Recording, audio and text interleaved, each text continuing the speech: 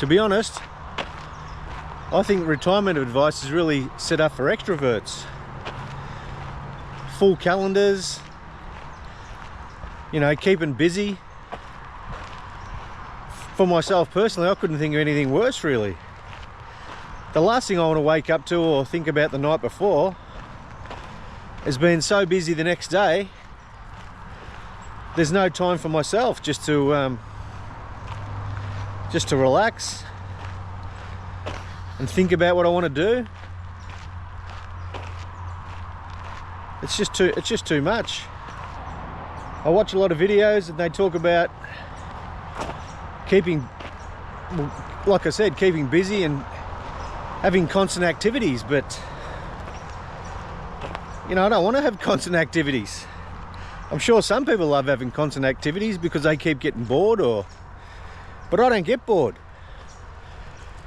It might look like I'm bored. My wife sometimes says, "Aren't you bored?" I think no. You know, I can be watching YouTube and I can be learning something like that. You know, I keep busy. I still go to, I still walk, do over 10,000 steps a day. Walk in the morning, go to the gym. It's just perfect for me. So the last thing I want to do is be busy. I'll be busy in between when I'm relaxing, and that's what works for me. But I really think this retirement advice is really based around extroverts, to be honest. I don't need to be joining more groups and going to more events. You know, if I've got something planned on a Wednesday where we might be having lunch with friends or something like that, but maybe a small group, 4, 6, I'm already considering the next day at that stage. Like by Tuesday, I'm thinking about having a rest day on the Thursday. You know, that's a lot for me, a lot of energy expended just to have lunch even with a small group. So bigger groups and more events for an introvert, that's just not my thing. And for many people, it's not yours as well. And in regards to seeking out some solitude, people often think, you know, that it's loneliness. But I'm married, I've got 3 kids, wife's got another 3, so we've got 6 between us. And I'm never lonely. Not that I'm seeing people all the time. I'm talking about when I'm spending time on my own. And I'm not lonely at all. I just enjoy that time out for myself. That's what I need. I still enjoy socialising. Don't get me wrong. I definitely still enjoy that. Sometimes it's great to see people I haven't seen for quite some time. But at some stage during that that meeting, we might be a couple of hours in, I'm already done. I'm ready to go home, sit on the couch and relax. I've done plenty in that 2 hours already. Like I said, awesome to see them, but time to remove myself and kick back. And I'm not sure about you, but I definitely feel it the next day. If I've been out and socialised and maybe been in a larger group than normal, I definitely feel it and need to unwind. There's no two ways about it. I think I've always been like that, but now that we've got the internet, we didn't understand years ago. I just thought I was boring, actually. I still say it sometimes to my wife that I'm just so boring, but I used to think I was really boring, but apparently she reckons I'm not, so that's a good thing. But extroverts, they seem to recharge their batteries when they're in a large group or large gatherings or constantly busy.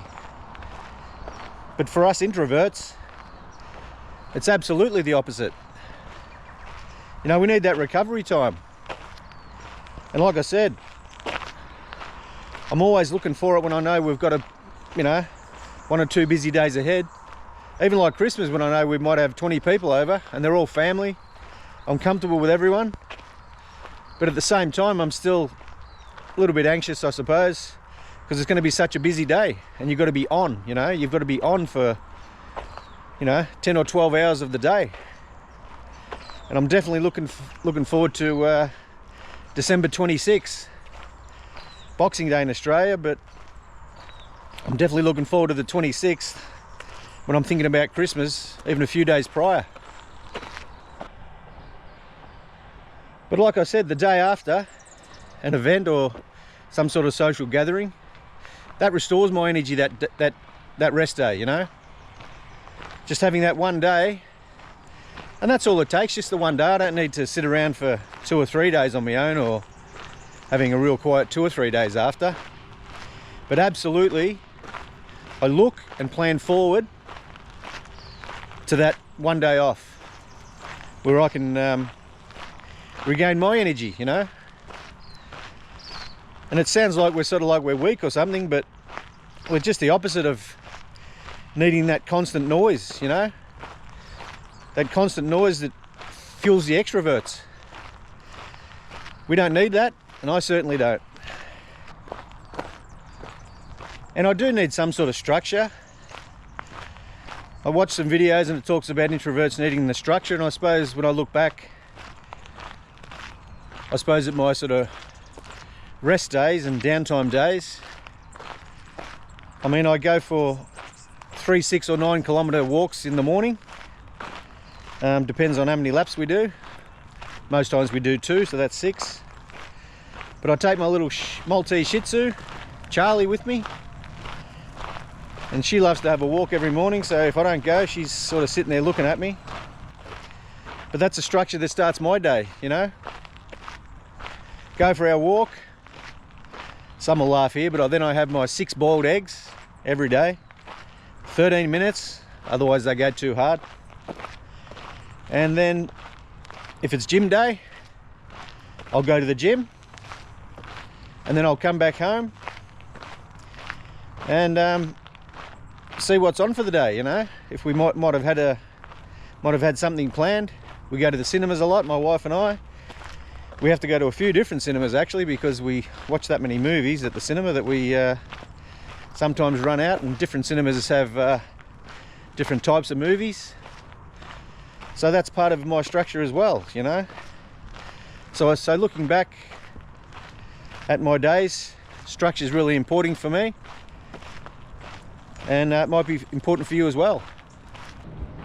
And that light bit of structure for me, I suppose it creates a bit of momentum really, because I think to myself, if I was to stop walking for any sort of length of time, it makes it harder to start again.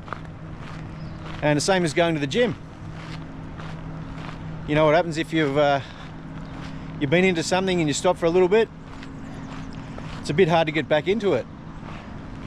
So I find if I keep that structure, it's very easy to keep going and to continue, you know.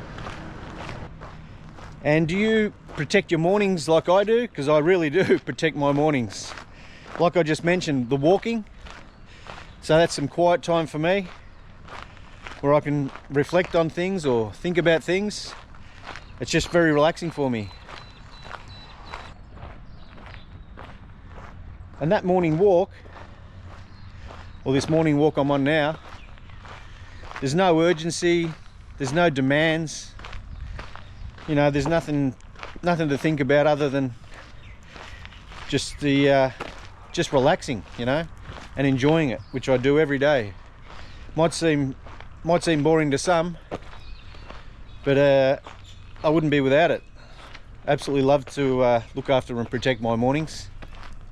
And waking up every morning like I do, with an intentional sort of start to the day, you know, that shapes my day really. You know, if I wake up and it's just flat out from the minute I wake up, it definitely throws me out and drains my energy real fast. You know, I just don't need a morning like that. don't look forward to them, and obviously sometimes it happens in life, you've got a busy day ahead.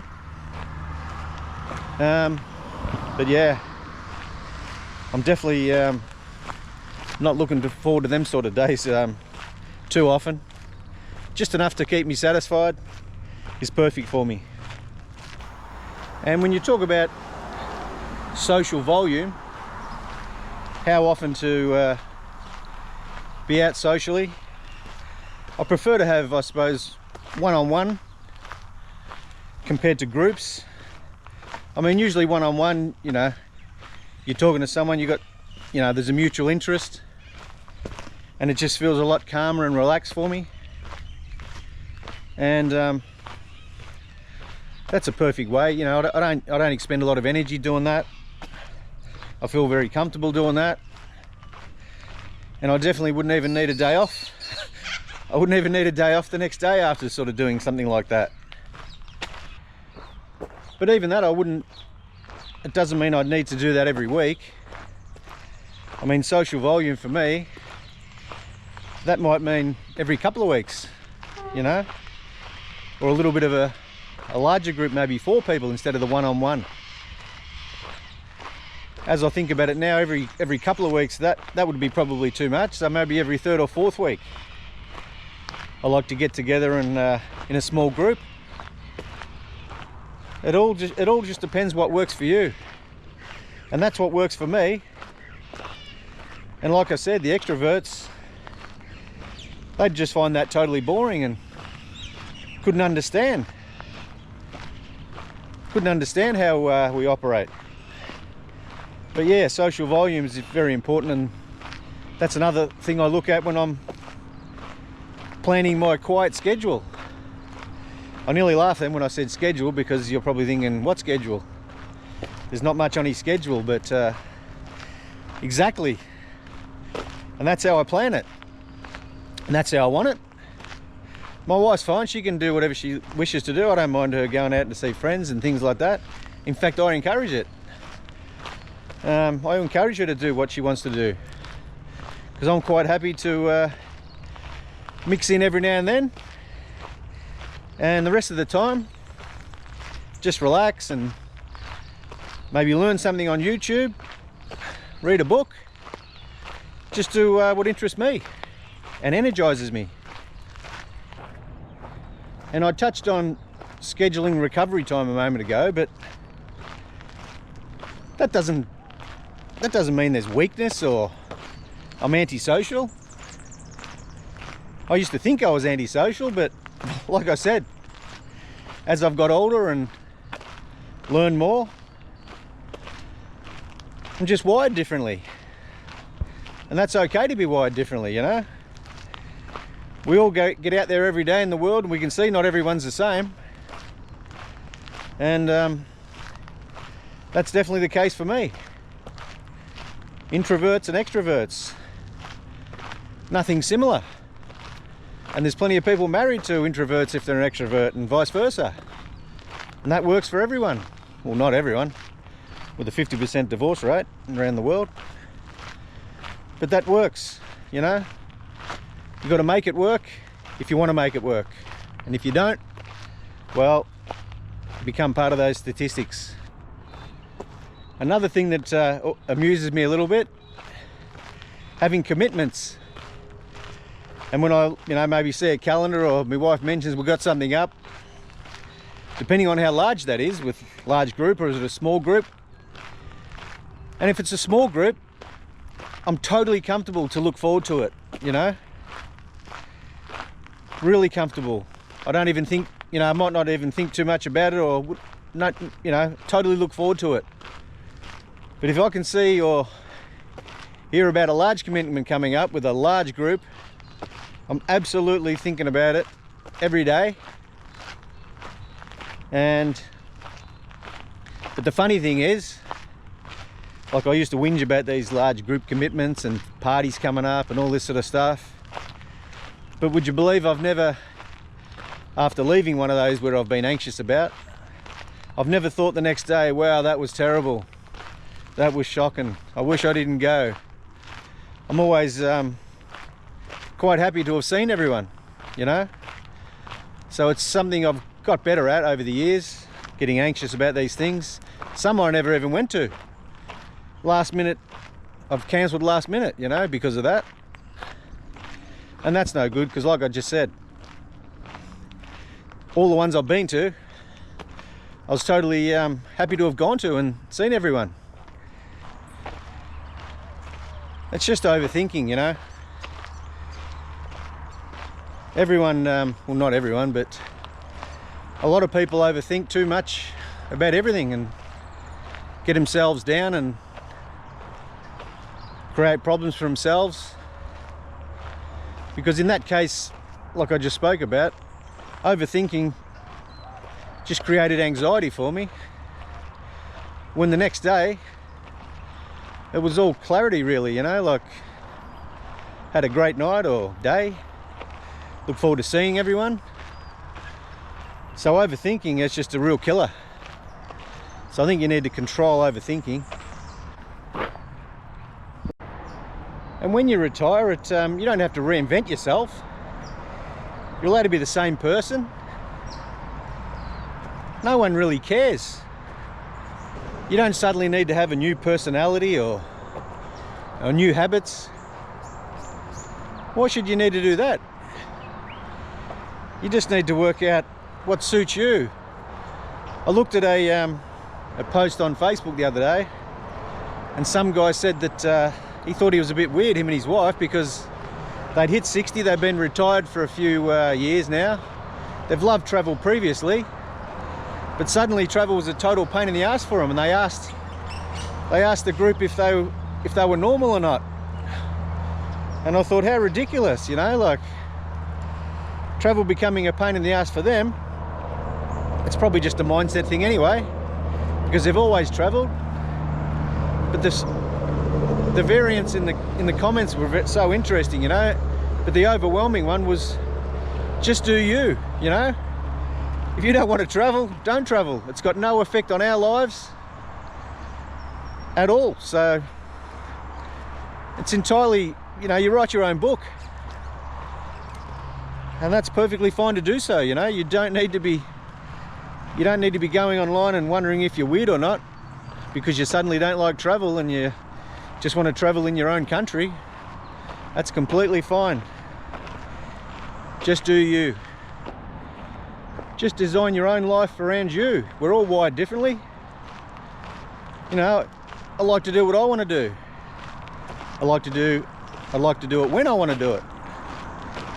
If I've got to do something I don't enjoy, that just drains my energy. And I won't look forward to doing it. We're old enough now to basically get to the stage where we can do whatever we want to do. If we're married, maybe sometimes we've got to do something we don't want to do, but hey, them's the breaks. So for me, intentional living is a success.